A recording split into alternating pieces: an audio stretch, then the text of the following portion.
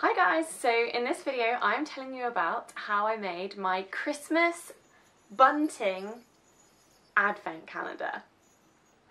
I am so excited about this. The reason this came about is because my boyfriend doesn't really like chocolate that much. Now, I'm a firm believer that you're never too old to have an advent calendar. Everyone should have one. I'm very lucky, my mum sends me one every year, and I always like to buy my boyfriend one too so that he's got one. But he's not that bothered about chocolate. The ones in the shops, even if I buy him a fancy one, like he's not that excited by them, and not in an ungrateful way, it's just that he's not that into what's inside them. So I thought if I make him an advent calendar, then I can fill it with whatever treats I know he really likes. So that's where the idea came from. And to tell you about, I'll tell you a bit about how I made them. So I bought my fabric from John Lewis. I think I've said this in a video before, but I don't necessarily think John Lewis is the best place to buy fabric, but it's the closest place to me, so it's just the most convenient. This red and white fabric is just so lovely, and it's really well suited to bunting, I think, and particularly advent calendar bunting, because it's relatively thick. It's cotton, but it's quite thick, sturdy. It almost feels, it's quite thick, so I think it's going to be sturdy enough for me to put whatever treats and sweets and whatever inside. It was a pack of fat quarters, which is great because it meant I got this mixture of deer, or like reindeer, and what are they called? Icicles? Snowflakes. So I got this mixture of red and white snowflakes and red and white reindeer. So that was great. I didn't have to faff around choosing for ages because I'm very indecisive. And then I got 2 lots of bias binding, so each lot was 2.5 meters long. And these little bells that I've used on the ends were in a pack of 30, just in the haberdashery section of John Lewis.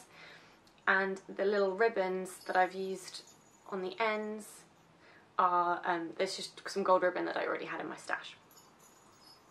So the first step in making them was cutting out all of the triangles. So I was determined to have 24 triangles.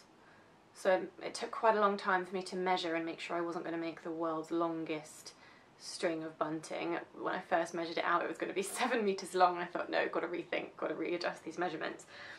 So to make a pocket, I obviously needed 2 triangles for each pocket. So I wanted 24 pockets, so in total I needed 48 triangles. I measured the triangles to be 18 centimeters long and 18 centimeters deep. Like, I cut them out to be that big, so I cut them 18 wide, 18 long. And then I used a 1 centimeter seam allowance, which, to be honest, I did then end up trimming off because I didn't want the triangles to be really bulky once I turned them inside out. So the first step was measuring and cutting out all those triangles. I was a bit lazy and I just kind of placed all the fabric on top of each other, like all the fat quarters on top of one another, and just cut it all out in one go to save time. The next step was cutting out all the numbers, so all these numbers that you can see on the front here. This is the only thing I would do differently if I did it again because it was so fiddly. I didn't have any kind of stencil at home, so I had to just freehand draw numbers onto some paper and cut it out to be stencils. And this gold fabric was quite tricky to work with, so it was really difficult to cut them out. The next thing I had to do was to sew the numbers onto the front triangles. As you can see here, I used a zigzag stitch. So I just used a zigzag stitch to go all the way around each number. And again, it was quite time consuming just because this gold fabric is quite grippy, so it wasn't very easy to turn my sewing machine, and I didn't want the numbers to be so big that they took over the whole triangle, you know, so the numbers are quite small, which just made it fiddly. So number 3s, I won't show you number 3 because my number 3s are very, very messy. So that was tricky, but I think worth it. I think it's a nice effect. The next step was to roll stitch. Now, I call it roll stitching. I have no idea if that's the technical term, but I used that special foot on your sewing machine that rolls the fabric a little bit before sewing it down.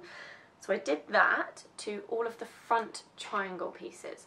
That's because with it being a pocket, like, you know, this front bit is not attached to the bias binding, only at the very edges is it attached, but in the middle, oh, camera focusing there, but in the middle here it's not attached, so I obviously needed to finish this edge to make sure it was not going to fray and that it looked neat.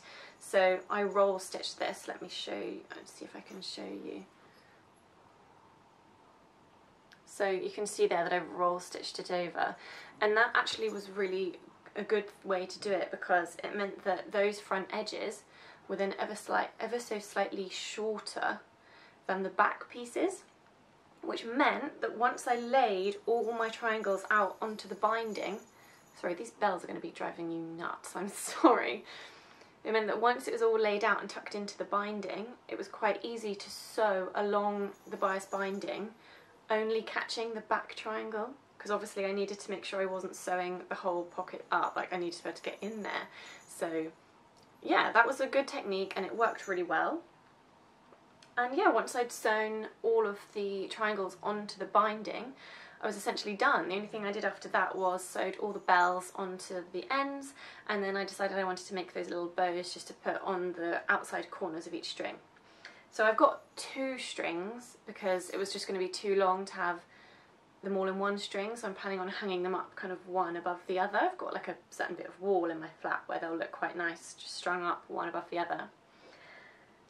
So yeah, that's in brief kind of how I made them, and I'm so pleased with the outcome. I just think they look so festive and Christmassy, and I really hope that my boyfriend likes that I've put so much thought and effort into it. I think he's going to be pleasantly surprised when he sees it. And I think the thing I like the most about this project is that, you know, I can use this every year now, and you know, in the future I might decide that I want to refresh and make another one, because as I said, it did take a very long time to make, so by the end I was getting a little bit slapdash, and you know, there are some elements that aren't as neat as they could be.